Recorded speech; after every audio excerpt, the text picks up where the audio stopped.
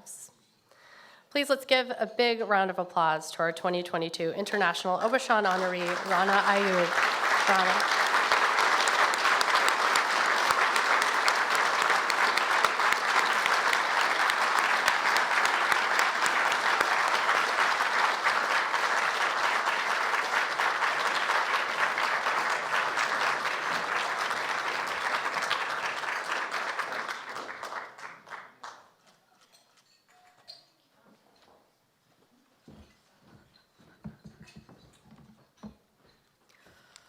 Good evening, everybody.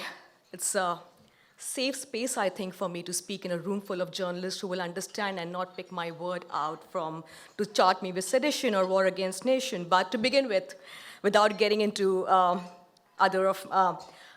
thank you so much to National Press Club, to Jen, to Bill, for this honor. Like Jen said, the day they called me to announce that I am the recipient of the Aubuchon honor this year, I was in hiding because one of my colleagues, a journalist, a friend of mine, who's a co-accused with me in a case, was behind bars for a tweet he wrote 4 years ago. Ironic, isn't it, that people who preside over genocides are feted by the world, but those who speak truth to power have been asked to stay low profile. That's the sign of the times we live in. To begin with, it's a huge honor for me, and I would like to thank the Washington Post for having my back at a time when journalists in India and top editors in India, where I worked, where I held top positions, pretended that I did not exist, post-2014 when Mr. Modi became the Prime Minister of India. So thank you to the Washington Post for having my back through my toughest times.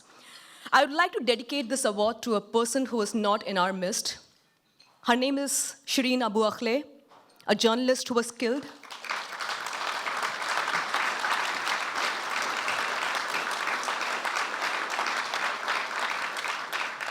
Shireen didn't have to die. She didn't have to be murdered. She should have been right here with us. In her life and her death, Shireen exposed the hypocrisy and dual standards of the world on human rights. And that's the truth we all need to accept and understand, and more than ever before right now. And every time I'm in the US, people talk about India. When I tell them I'm from India, they say, oh, you're from the land of Ayurveda, meditation, yoga. Yes, it's true. Snake charmers, yes. I also belong to a country of 1.3 billion people, the world's largest democracy, with 220 million Muslim population who are now at the cusp of a genocide, right? I meet officials here in State Department and top officials, high-ranking officials in the US, and they say, Rana, what's happening? And I tell them, you know what's happening better than I do, right? And then I'm told, we know what's happening in India, but bilateral relationship vis-a-vis China and Russia, human rights be damned, right? Journalists be damned. And so ironic, 2 weeks ago, the US State Department was questioned about the immunity being given to MBS when he was traveling, and they cited the example of Narendra Modi, that even he was given a similar immunity. So they did my job in a way. By comparing MBS with Narendra Modi, that's exactly what I've been doing. Right? Trying to tell the world that the man who you put on the cover of The Economist and Time is a man who has blood on his hands. He has. In 2002, 1,000 Muslims were massacred in a span of 2 days when Mr. Modi was the chief minister of Gujarat. And we never even thought it as a joke that this man will become the prime minister. So much so the United States would not allow him entry into the US. And now you look at him. He has just taken over the presidency of G20. For this very speech, my country will tell me that I'm unpatriotic. I believe that I love India more than I love any other country in the world. I love my country, which is why I'm here risking everything to speak, because this could potentially be my last trip out of India. On the 13th, in a week from now, I will know my fate. I know if a non-bailable warrant will be issued against me. I don't know if I'm going to be arrested on arrival. As soon as I got here, a charge sheet was filed against me, which means I cannot leave India after this. I'm going to use this opportunity to tell you the story of India in a gist. I mean, it's a big story. In a gist. So when I leave, I know that some of you will speak about this story that the world needs to hear urgently. It's a story not just about the persecution of Muslim minorities. It's the story of India, the world's largest democracy, sliding into a state of fascism.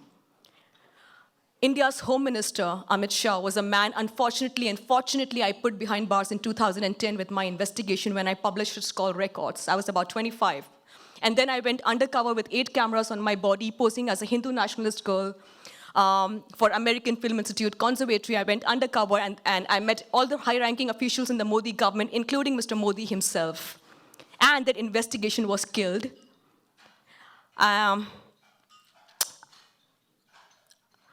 After meeting almost every publisher and editor in India who said, Rana, this is path-breaking. This is like the Watergate scandal. And I said, okay, you should publish it, right?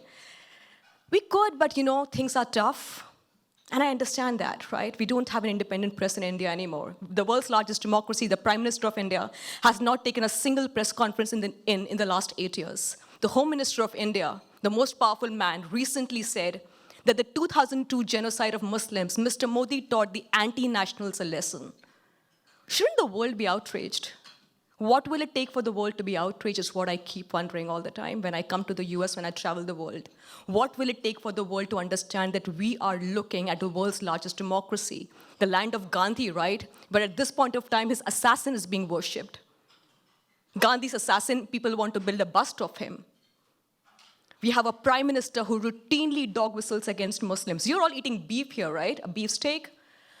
You could be killed for eating beef in India, especially if you're a Muslim.